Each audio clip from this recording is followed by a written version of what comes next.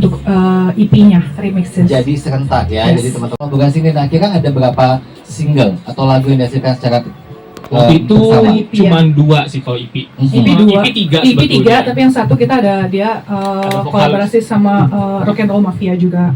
Wah. Jadi waktu itu kita sebenarnya iseng keluarin, ternyata sambutannya lumayan oke ya at the time gitu. Sampai streamingnya banyak di Taiwan sama di Spotify Singapura Oh juga. ya? Wah, keren banget. Boleh kasih tepuk tangan dong. Berarti it's a good start ya untuk kalian berdua di 2016 menghasilkan 3 lagu ya. Dan di 2022 dapat apa lagunya itu lagu kamu sendiri berarti? Lagu aku sendiri, kebetulan itu lagu dari nanti sebentar lagi mungkin hadir di tengah-tengah kita, Wap Widya, artis muda juga. Sebenarnya rencananya awal tuh rilis di 2020, tapi kita semua tahu ya 2020 pandemi segala macam, kita semua jadi mundur gitu. Akhirnya semuanya selesai di 2022, kita rilis. Tapi pas aku dengerin nih Jo lagu gue yang baru gitu, terus dia kayak gimana kalau dia bikin remix gitu, karena kerja sama Jojo yang lalu juga yang hasilnya aku cocok gitu. Akhirnya dibikin remix ini, terus kayak sayang ya aku ada beberapa teman-teman DJ yang menurut aku seleranya juga bagus gitu. Jadi hari ini teman-teman media dan radio juga kesempatan untuk dengerin duluan karena baru rilis nanti minggu depan tanggal 2 Agustus yang versi remixnya. Salah satunya adalah versi dari remix Jokaso juga yang kita angkat jadi video klip juga gitu. Nah, Percayain ke dia, terus pokoknya aku cuma kasih tahu rootsnya lagunya. Kalau misalnya udah denger liriknya, pokoknya nih kurang lebih gitu. Ini kenapa sih kayak lagunya patah hati tapi chill gitu. Pokoknya pas Imot juga pertama kali aku briefing cuman simple gitu. Ini putus tapi tetap cantik gitu. putus tapi Gue putus tapi kita tetap cantik gitu. Jadi itu kayak yang itu yang gue bingung gimana caranya putus tapi kita tapi tetap nggak mau cantik. nangis putus tapi ya gue tetap cantik gitu. Jadi waktu itu PR-nya cuma gitu doang ngomong ke mereka, terus yang ya udah hasil nanti mungkin bisa didengerin sama teman-teman semua gitu. Oke, Jo gimana waktu itu mengejawantahkan? Nah ya, terakhir saya yang baru dengar mengejawantahkan tahun berapa? Dengar Itu beneran apa ya, sebenarnya secara Jokasnya sendiri kan udah lama nggak produksi ya. KD tahu saya, aku pernah cerita juga pas pertama kali, waduh KD ada rilis lagu single nih terakhir, aku harus remix. Yang pertama itu harus itu aja, KD boleh nggak remixin lagu ini gitu. Ya udah, membebaskan. Tadi juga Kak Imot juga udah langsung nih steps-stepsnya. Lagu-lagunya itu terbuat dengan seperti kayak dulu kita diskusi aja sih, oh KD sukanya lagu gini.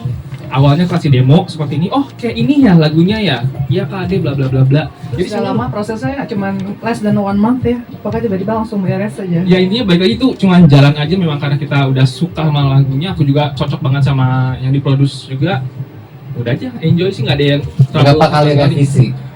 Nggak ada ya, nggak ada Nggak revisi ada. loh. Masa sih nggak Nggak ada? ada sih. Serius? Kalau yang dari remix ini, terus terang karena aku bener-bener nyerahin ke beberapa teman-teman, mungkin malam ini Leno sama Fikri nggak bisa hadir karena ada gig, tapi karena aku pribadi suka udah tahu gitu mereka main musiknya seperti apa, terus mereka juga tahu aku suka jenis musik dance yang seperti apa, jadi waktu aku bebasin ke mereka karena this is remix, jadi maksudnya I want you guys to interpret this song based on your musical gitu. Jadi yang kayak pas balik ke aku terima udah langsung ya oke, paling aku tinggal aku mastering doang gitu. Iya, Itu keren gitu. banget ya.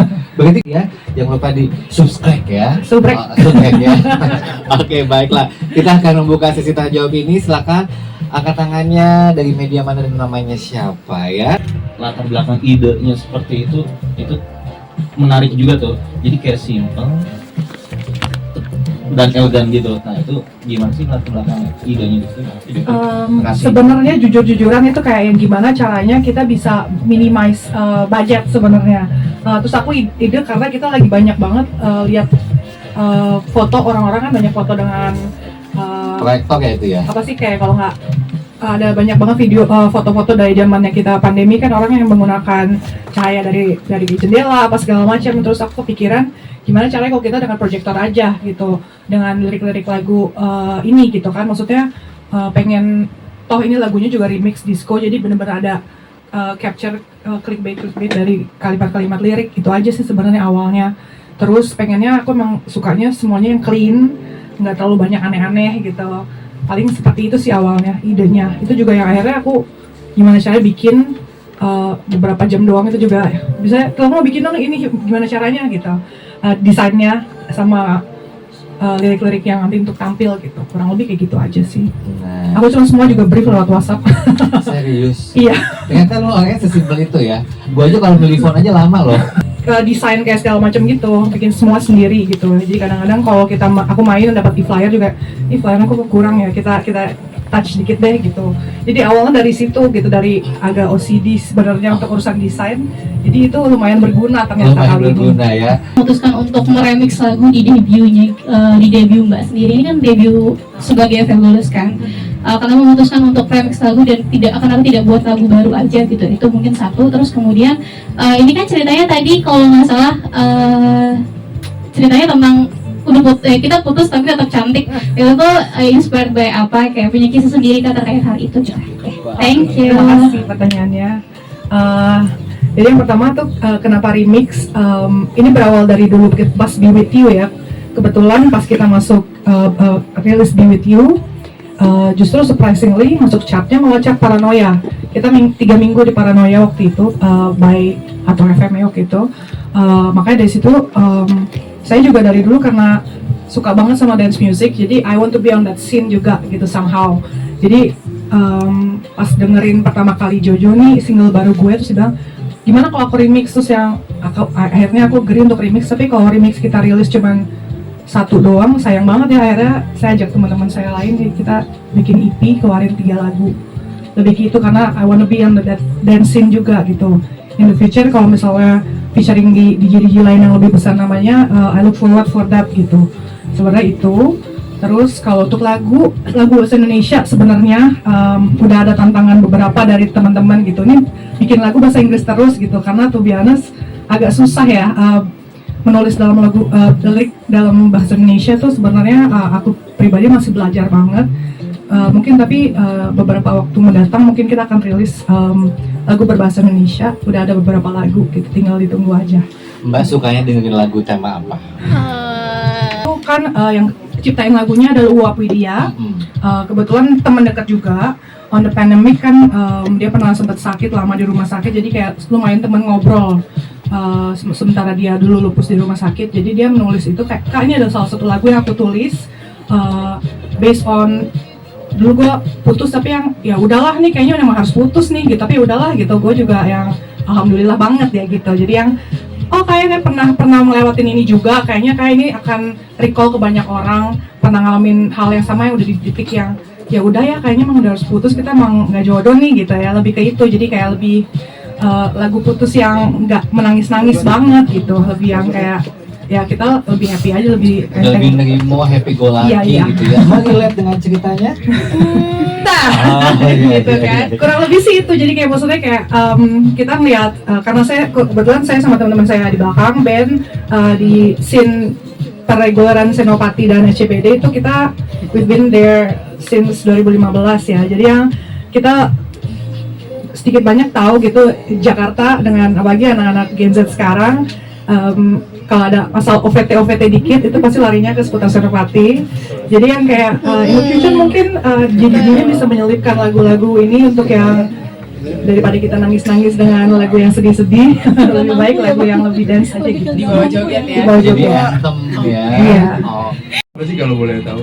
Oke, kalau untuk yang Ronan Keating itu sebenarnya itu kayak beberapa artis luar gitu, kayak termasuk David Foster yang aku tahu, mereka karena seringnya diundang oleh wedding Indonesia, terutama Crazy Rich Surabayans ya.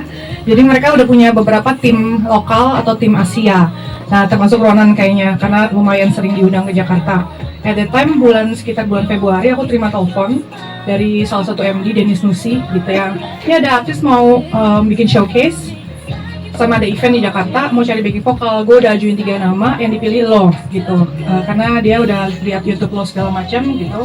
Lo mau apa enggak gitu. Pas udah cek tanggal bisa, terus aku tanya artisnya siapa sih? Ada artis baru namanya Ronan Keating gitu. Orang Depok tuh ya, Ronan Keating. Pokoknya sebenarnya itu, jadi kayak mereka udah cari beberapa, udah ngeliat dari YouTube dan mungkin Instagram, akhirnya dipilih untuk itu sih. Terus kalau untuk yang tanggal 18 besok di Pullman. Kebetulan tadinya hampir pakai tim lokal, tapi dari promotor karena mereka jual tiket lumayan mahal, jadi akhirnya mereka bawa separuh tim dari sana. Karena sebenarnya formatnya ada backing vocal 1 perempuan, tapi kayaknya pakai tim UK. Jadi mereka besok yang tour Asia ini pakai tim UK. Jadi kamu nggak ada di sana? Yang sekarang enggak gitu.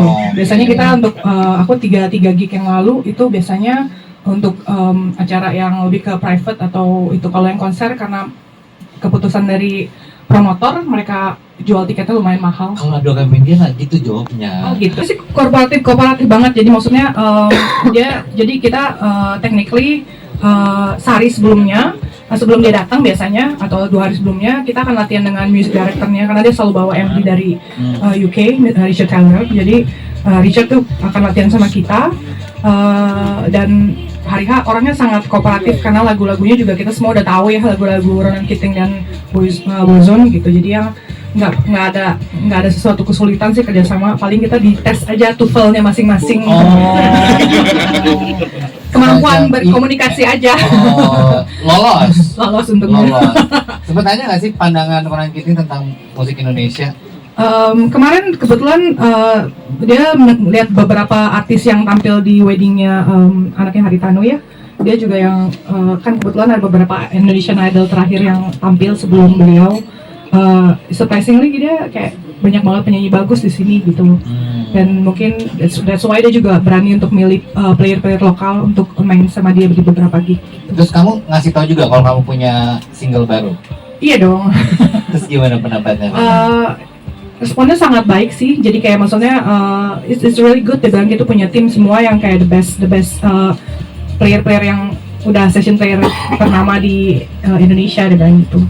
Gitu. Actually orangnya sangat humble dan sangat enak kerjasamanya, satset deh pokoknya. Nggak